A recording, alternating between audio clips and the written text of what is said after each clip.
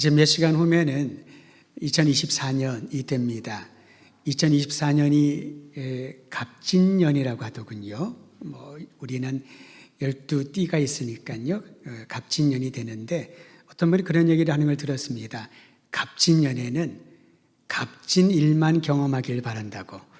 말도 잘 만들어내요. 그래서 아직 몇 시간 뒤에 새해가 되겠습니다만은 우리가 성령 감사 예배를 또 오후에 2시에 드립니다. 근데 송구영신 예배를 따로 안 드리기 때문에 몇 시간 후에 우리가 미리 당겨서 인사를 좀 나누면 좋겠습니다. 새해에도 은혜 충만하시고 값진 경험하시고 주의 복 누리시기를 바랍니다. 서로에게 축복의 인사, 새해 인사를 먼저 하도록 하죠. 새해도 늘 강건하시길 바랍니다. 은혜 충만하시길 바랍니다.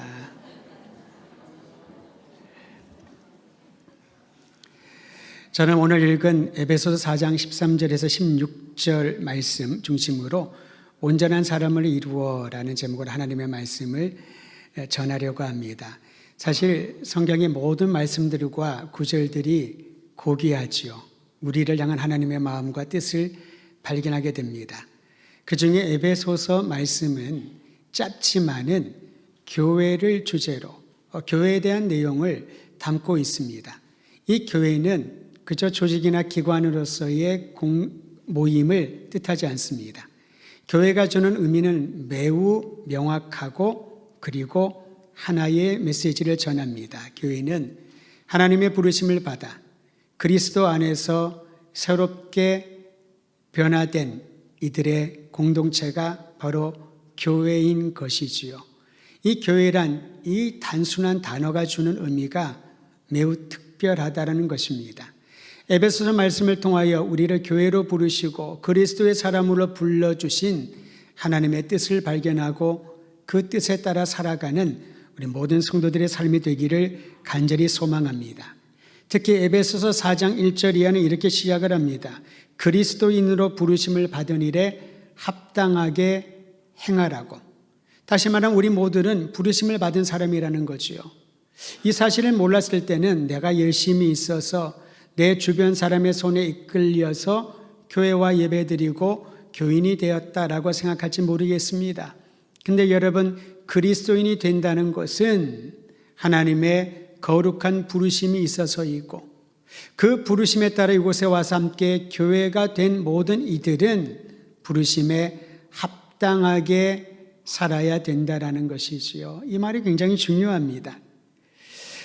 무엇이 그러면은 그리스도인으로 부름받은 이들이 합당하게 행하고 살아야 될 모습일까요? 그것은 그리스도인들이 연합하여 구원의 복음을 전하는 통로가 되는 것입니다. 이게 바로 교회에 주어진 사명이요, 교회가 추구해야 될 방향인 것이지요. 다시 한번 강조하여 말합니다. 그리스도인들이 연합하여 구원의 복음을 전하는 통로가 되어야 된다는 거죠. 그저 내가 복 받으려고, 내 마음의 위안을 얻으려고, 내가 문제가 생기면 문제를 해결하기 위한 방편으로 교회로 모이는 것이 아니라는 거지요. 우리가 교회가 되었다면, 교회로 모였다면은 그리스도인으로서 연합의 경험을 해야 된다는 겁니다.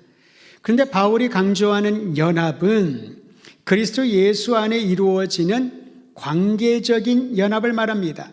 그러나 우리는 연합 집회, 연합 모임, 연합 행사 그런 말을 사용을 하는데요.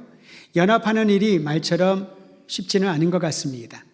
여러 기관, 여러 단체들이 모이면은 균등하게 분배를 해서 어떤 순서를 맡든지 아니면은 역할을 해야지 연합의 의미를 살릴 수 있다라고 생각을 하지요. 예배만 해도 그렇습니다. 연합 모임에 가면은 각 기관의 대표자들이 모든 순서를 맡아야지만 연합 모임의 성격처럼 느껴지지요. 우리가 생각하는 연합은 일의 나눔이라고 할 수 있습니다. 어떤 일을 이루기 위하여 분배를 합니다. 균등하게 분배를 해야지만 불평이 없고 원만하게 진행할 수 있다고 생각을 하죠. 그러다 보니 연합을 위하여 모였다가 힘이 들고 마음이 상하여서 이런 말을 하곤 합니다. 2번 다시 연합해서 뭘 하나 보자. 힘들다는 거죠. 그러면 성경이 말하는 연합은 그런 연합일까요? 일을 나누는 연합일까요? 그렇지 않다는 겁니다. 관계적인 연합을 말합니다. 무엇보다도 그리스도와의 관계에서 그리스도와 연합하는 것이 교회라는 것이지요. 그리스도와 연합하는 것은 무엇을 뜻할까요? 주님의 은혜로 그리스도의 마음을 알고 그리스도의 뜻을 따라 그분에게 순종하는 삶으로 나아가는 것이 그리스도와 연합하는 것입니다. 그리스도와 연합하는 것과 동시에 우리는 교회 안에 다른 성도들과의 연합이 이루어져야 하는 겁니다. 이 또한 관계적인 연합이지요. 형제와 자매, 그리고 나와 함께 신앙 공동체에서 신앙 생활하는 모든 이들을 우리가 바라볼 때 관계가 형성되는 것입니다. 연결되어 있고 그 연결된 통로를 통하여 서로에게 격려와 위로와 생명을 공유하는 것이 바로 교회라는 것입니다. 이처럼 성도들이 그리스도의 은혜 안에 연합하고 하나 되어 갈 때 교회는 성장하는 기쁨을 누리게 될 줄 믿으시기를 바랍니다. 여러분의 성경은요, 성장하는 교회가 되기 위한 몇 가지 요인들을 제안합니다. 오늘 우리가 읽은 말씀은 4장의 중간 부분입니다만은 2절 이하에 보면 교회가 성장하기 위해서 이와 같은 요인들을 갖추고 훈련하고 사용하라고 말합니다. 몇 가지 요인들을 소개합니다. 첫째는 겸손입니다. 겸손은 상대에 비해서 자기를 자꾸 낮추거나 낮은 존재로 여기는 그런 표현들이 겸손이 아니죠. 우리는 겸손을 이렇게 생각을 합니다. 다른 사람들보다 더 친절하게, 더 다른 사람을 높이고 나는 부족합니다. 나는 아무것도 아닙니다. 그런 말의 습관을 가지면은 겸손해진다고 생각을 하죠. 그래서 진정한 의미의 겸손은 그렇지 않습니다. 실제로 말로는 나는 아무것도 모릅니다. 부족합니다. 당신이 더 고귀한 존재입니다라고 인사하고 말하면서 순간순간 내 마음에 상대방을 무시하거나 상대방을 비하하는 생각들과 마음들이 들 때가 얼마나 많이 있습니까? 자기가 뭔데? 도대체 나에 비해서 뭐가 더 나은 것이 있길래? 그런 생각들이 들 때가 있잖아요. 진정한 의미의 겸손은 무엇일까요? 우리의 믿음의 선배였고 기독교 변증가였던 C.S. 루이스가 쓴 책에서 겸손에 대한 새로운 아이디어를 배우게 됩니다. C.S. 루이스는 순전한 기독교라는 책에서 겸손을 이렇게 풀어 설명해 놓았습니다. 겸손은 자신을 상대보다 자세를 낮추는 것이 아니라 자신을 적게 생각하는 것이라고. 얼마나 우리에게 많은 것들을 가르쳐 주는지 모릅니다. 다른 사람보다 자신을 적게 생각하는 것. 우리가 왜 자신을 생각하다 보면요, 나의 감정을 생각을 하고 나의 느낌을 생각을 합니다.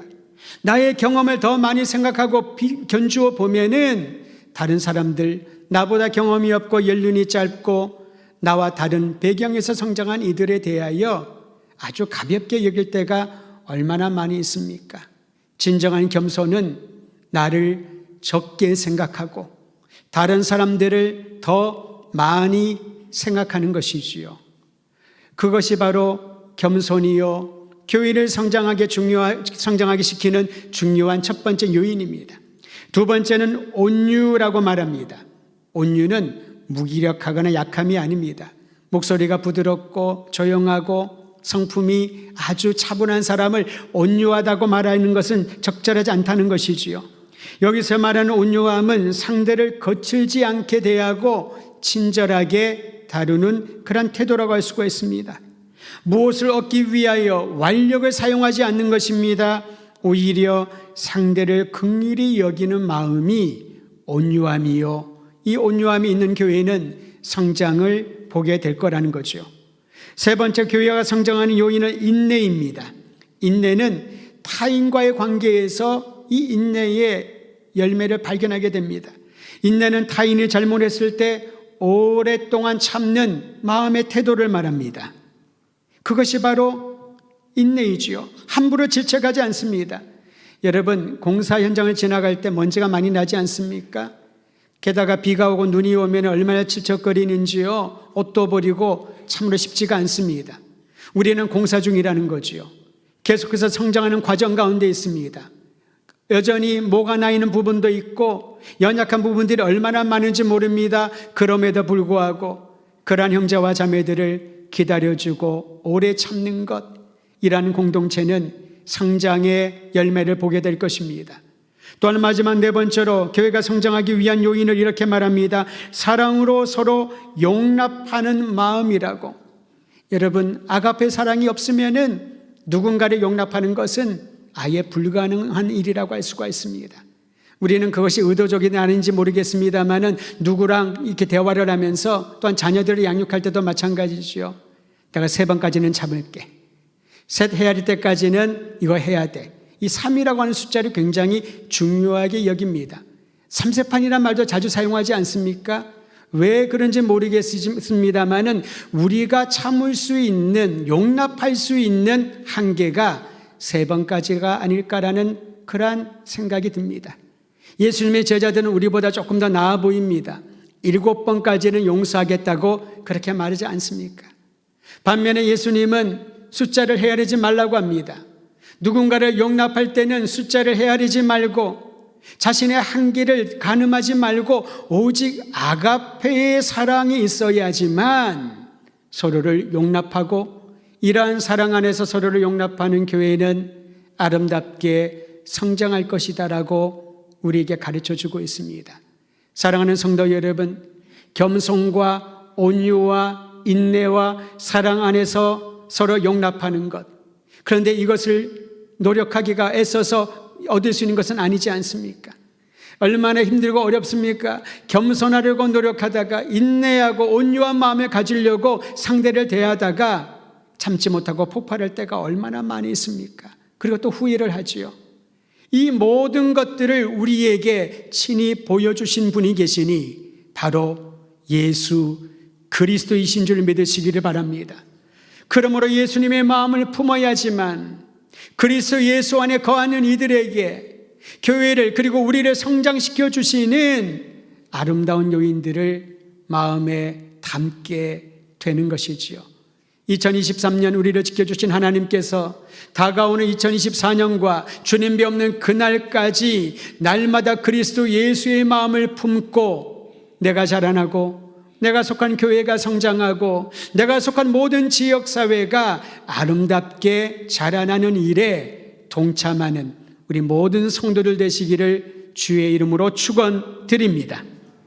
이처럼 교회를 세우시고 자라나게 하신 하나님께서 교회에게 주신 사명이 있습니다. 우리는 에베소서 4장 말씀에서 2가지 사명을 발견합니다. 첫 번째 사명은 성령께서 평화의 줄로 묶어 하나 되게 하신 것을 전력을 다해 부지런히 지키는 일입니다. 지키는 일입니다. 여러분, 아무리 하나 되려고 우리가 노래를 하고 애쓰고 많은 프로그램을 진행한다 하더라도 사실 우리의 노력으로 하나 되게 하는 것은 불가능해 보이지 않습니까? 하나 된 줄 알았는데 어떤 일이 생기면 갈라집니다. 정말 사랑하는 줄 알았는데 무슨 일이 생기면 사랑의 마음은 다 사라지고 어느새 미움이 내 마음에 자리 잡는 것을 볼 때가 있습니다. 하나 되는 것은 우리의 노력으로 얻을 수 있는 것이 아닙니다. 그러기에 성경은 이렇게 말합니다. 하나님의 성령께서 평화의 줄로 우리를 묶어 하나 되게 하셨으니 그 다음이 우리가 해야 될 부분이지요. 이 일을, 이 하나 되게 하신 하나님의 놀라운 일을 부지런히 전력을 다해 지키는 것입니다. 그 역할을 감당하라고 교회를 세워주신 것이지요. 하나님은 교회의 하나됨과 유익을 위하여 이 일을 하라고 그리스도인 모두에게 예외 없이 은사를 주셨습니다. 그리고 이 은사는요, 직분이란 단어와 함께 사용될 때가 있습니다. 에베소서 4장이 그러합니다. 여러분, 간혹 우리는 직분을 공동체 안에 있는 나의 위치, 나의 자리로 생각할 때가 참 많이 있지요. 근데 성경에서 말하는 직분은 은사입니다. 결코 위치를 말하는 게 아닙니다. 하나님의 은사를 주신 것은요, 각 사람이 역할을 잘하라고, 그 기능을 따라 열심을 다하라고, 충성을 다하라고 은사를 주신 거지요. 은사는 직역하면 선물을 말합니다. 하나님이 모두에게 선물을 주셨다는 거지요. 선물을 주신 목적은 분명합니다. 에베소서에 기록된 직분은요, 초대교회 사역이 어떠했는지를 우리에게 가르쳐 줍니다. 어떤 분들은 5가지 직분이라고 말합니다만은 정확하게 말하면 네 가지라고 할 수 있습니다. 사도로, 선지자로, 어떤 이는 복음 전하는 자로, 어떤 이는 목사와 교사로. 목사의 기능과 교사의 역할이 같이 가야 되기 때문에 목사와 교사로 기능을 허락하여 주셨다는 거지요. 직분이라고 말해도 좋습니다. 은사라고 얘기해도 괜찮을 것입니다. 이 모든 것은 온 교우들에게 주신 하나님의 선물이라는 것입니다. 왜 하나님이 교회에 은사와 직분을 주셨을까요? 그 목적에 대하여 에베소서 4장 12절은 다음과 같이 말합니다. 제가 여러분을 위하여 읽어드립니다. 이는 뭘까요? 사도로, 선지자로, 복음 전하는 자로, 목사와 교사의 직분과 은사를 주신 이유는 그런 말입니다. 성도를 온전하게 하여 봉사의 일을 하게 하며 그리스도의 몸을 세우려 하십니다. 이것이 우리에게 은사를 주신 목적입니다. 우리에게 직분을 주신 이유라는 거지요. 성도의 성도를 온전하게 하여 봉사할 수 있도록 하는 것. 여러분, 여기서 온전하게 한다라고 하는 이 단어의 뜻은 어긋난 뼈를 교정하여 바로잡는다라는 뜻입니다. 여러분, 시스루 뼈가 아니면 어떤 사고로 뼈가 어긋나 있으면 얼마나 아픈가요? 그런데 그것을 맞추는 것이 아프다고 해서 그대로 두면은 평생 살아가는데 큰 불편을 겪을 겁니다. 더 심각한 문제를 얻게 되는 것이지요. 힘들더라도 그것을 어긋난 뼈를 바로 맞춰야 됩니다. 이것이 바로 온전하게 한다는 것이지요. 그리스도 안에 있지만은, 주님의 부르심을 받아 교회가 되었지만은 저를 포함하여 우리 모두 연약한 부분들이 있습니다. 어긋난 성품들이 있습니다. 고쳐야 될 영역들이 있다는 것이지요. 이것을 올바르게 맞추고 훈육하는 것이 온전하게 한다는 말입니다. 왜 이 과정이 필요할까요? 그래야 봉사의 일을 잘 감당할 수 있으니까. 그래야지만 그리스도의 몸을 세우는데 역할을 감당할 수 있으니까요. 사랑하는 더드림교회 성도 여러분, 각 사람에게 은혜를 주신 하나님께서 은사를 허락하여 주시고 우리에게 직분을 주심은 나의 연약한 부분들을 올바로 잡아 그리스도의 몸 교회를 세우게 하기 위한 목적인 줄을 알고 이 일에 기쁨으로 동참하기를 주의 이름으로 부탁드립니다. 그리고 교회 안에 있는 지체들을 섬기고 그들의 삶을 풍요롭게 하라고 은사를 주신 것이지요. 그런데 우리는 은사를 자랑합니다. 나의 직분을 자랑할 때가 있습니다. 여러분, 우리 마음 가운데 있는 모든 이러한 생각들을 이제 하늘을 마무리하는 이 시간 예배를 드리며 주님 앞에 내려놓고 주어진 은사를 따라, 직분을 따라 그 기능을 잘 감당하여 주님의 교회, 신령한 교회를 세워나가는 일에 한 사람도 빠지지 않고 동참하기를 주의 이름으로 축원드립니다. 저는 일부 예배를 드리면서 어린아이에게도 은사를 줬다는 얘기를 예로 들었었습니다. 어린아이는 어떤 은사가 있을까요? 걔들이 예배 안내를 할 수 있을까요? 찬양대를 할 수 있을까요? 하긴 하겠지만은 힘들 겁니다. 어린아이들이 준 은사는요, 기쁨입니다. 아이들의 소리만 듣더라도 사람의 마음이, 어른들의 마음이 행복해지지 않습니까? 하물며 모든 이들에게 주신 하나님의 은사가 있음을 알고 여러분 용기를 내어 각자의 은사를 따라 섬기시기를 바랍니다. 교회를 세우신 하나님께서 그리스도인에게 주신 두 번째 사명이 오늘 읽은 본문에 나와 있습니다. 우리 함께 에베소서 4장 13절 말씀만 큰 소리로 읽겠습니다. 13절 시작.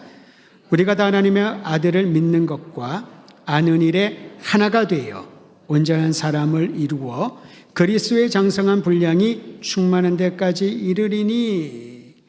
이 구절을 존 스토튼 목사님은 교회에 적용을 하면서 조금 더 쉽게 이해할 수 있도록 설명해 주었습니다. 제가 인용하여 여러분에게 나눕니다. 교회 자신이 그리스도를 알고 믿고 그분에게까지 자라남으로써 성장한다. 그리스도를 알고 믿고 그분에게까지 자라남으로 성장한다는 것입니다. 쟁쟁하는 개인의 영적인 성장과 교회의 성장과 그것은 어디에 있을까요? 내가 예수 그리스도를 제대로 알고 있는가? 내가 그분을 구주로 제대로 믿고 있는가? 나의 인생에 그분에게까지 자라나고 있는가를 점검해야 된다는 것입니다. 복음 전도의 가장 큰 걸림돌은 우리가 지식이 부족해서 언변이 딸려서가 아닙니다. 뭔가 부족해서가 아니라 우리는 워낙 부족한 사람들이지요. 그런데 복음 전도의 가장 큰 걸림돌은요, 그러한 것들이 아니라 믿는 이들의 말과 행동이 우리가 알고 말하는 것과 너무 다르기 때문에, 우리가 믿는 것과 우리의 삶이 동떨어져 있기 때문에 그렇습니다. 분명히 예수님을 믿는다면 기대치가 있겠지요. 예수 믿는 사람은 달라야 된다고, 교회는 세상의 조직과 다를 것이라고 기대를 하는데 많은 사람들이 다르다는 걸 느끼지 못하지요. 교회도 똑같구나, 믿으나 안 믿으나 똑같구나. 그럼 누가 굳이 믿어야 된다라고, 믿음을 가져야 된다라고 생각을 할까요?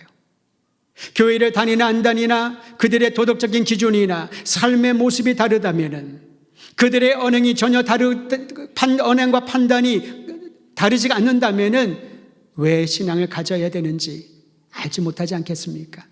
젊은이들이 신앙에서 자꾸만 떨어져 간다는 그러한 통계를 들으면서 많은 사람이 염려하고 근심을 합니다. 근데 그들이 교회를 떠나고 신앙을 떠나는 이유는 하나입니다.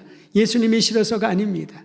이구동성으로 말합니다. 저는 예수님에 대해서는 존중을 합니다마는 교회 다니는 사람들에게서 큰 감동을 느끼지 못하니 내가 왜 신앙생활을 해야 되는지, 왜 내가 교회를 나가서 예배를 드려야 되는지 이유가 없다라고 말을 하는 겁니다. 사랑하는 성도 여러분, 우리에게 주신 주님의 사명이 여기에 있습니다. 내가 그리스도 예수를 제대로 알고 나의 구주를 온전히 믿고 나의 삶과 나의 말과 나의 모든 삶의 영역을 통하여 예수 그리스도를 믿고 난 이후에 변화된 삶을 보여줄 때 수많은 영혼들이 감동 감화받고 그리스도 예수의 복음의 매력을 느끼게 될 줄 믿으시기를 바랍니다.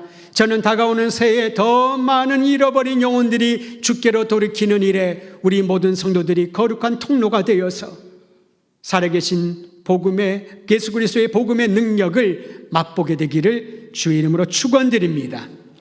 또한 오늘 성경은 온전한 사람으로 변화되는 것이 교회의 목표라고 강조를 합니다. 여기서 말하는 온전한 사람은요, 완벽주의를 뜻하지 않습니다. 세상에 완벽한 사람은 하나도 없습니다. 완벽주의자들만 있을 뿐이지요. 완벽주의자들은 본인도 행복하지 못하고 다른 사람들도 행복하게 만들지 못합니다. 계속되는 긴장 가운데서 하루하루가 겨우겨우 살아가고 행복과 여유가 없는 것이지요. 완벽한 사람이 없기 때문에 완벽주의자들은 더 힘들어하는 것 같습니다. 오늘 성경이 말하고 있는 온전한 사람을 이루어는 완벽한 사람, 흠이 없는 사람이 되라고 요청하는 것이 아닙니다. 여기서 말하는 온전함이라고 하는 것은요, 모든 면에 있어서 충분히 발달하고 성장하는 것을 말합니다. 다시 말하면 계속해서 자라나는 사람을 온전한 사람이라고 말하는 것이지요. 그리고 그 목표는 예수 그리스도의 장성한 분량에 도달할 때까지 그것이 목표인 것이지요. 계속 진행 중이라는 겁니다. 이 말씀을 조금 더 세부적으로 보면요, 온전한 사람을 이루어라고 하는 이 말은 안으로 들어가 내면을 향하고 있습니다. 방향이 내면을 향하고 있습니다. 온전한 사람이 누구일까요? 그의 내면의 깊이를 보면 안다는 거지요. 그 사람을 알아가면 알아갈수록, 시간을 보내면 보낼수록 그 내면의 깊이와 성숙함을 보게 되는데, 이제 그리스도의 장성한 분량까지, 그리스도에게 충만한 데 이르기까지 도달하는 것이 교회에 주어진 사명인 것입니다. 여러분에게 질문하고 싶습니다. 계속해서 자라나고 있습니까? 그리스도 예수를 닮아가기 위하여 우리는 그 방향을 향하여 걸어가고 있다면은 그는 복된 인생이요, 주님이 그를 통하여 놀랍고 아름다운 감사의 이유들이 차고 넘쳐나게 하여 주실 것입니다. 온전한 사람을 이룬다는 것은 그리스도 예수를 닮아가는 인생의 목표를 말해주고 있습니다. 온전한 사람은 그리스도 안에 새롭게 창조된 새 사람입니다. 새 마음을 가지고 새로운 생각을 가지고 새로운 행실을 가지며 새로운 꿈을 꾸는 사람이지요. 온전한 사람은 복음 전도를 통해 잃어버린 영혼을 구원하는 비전이 강력합니다. 저는 우리 모든 더들교회 성도들이 새해를 맞이하면서 잃어버린 영혼들을 주께로 인도하는 그 비전이 우리의 삶의 첫 번째 선두에 내세워지기를 바랍니다. 또한 온전한 사람의 목표는 성장하는 것이라고 하였습니다. 날마다 자라나는 것이지요. 여러분, 피터팬을 아십니까? 피터팬은 늙지 않습니다. 수십 년, 수백 년이 지나도 피터팬을 보면은 늙지 않는 사람이라고 이렇게 생각을 하지요. 여러분이 믿지 않을지 모르시겠습니다만은 제가 대학교 다닐 때 별명이 피터팬이었습니다.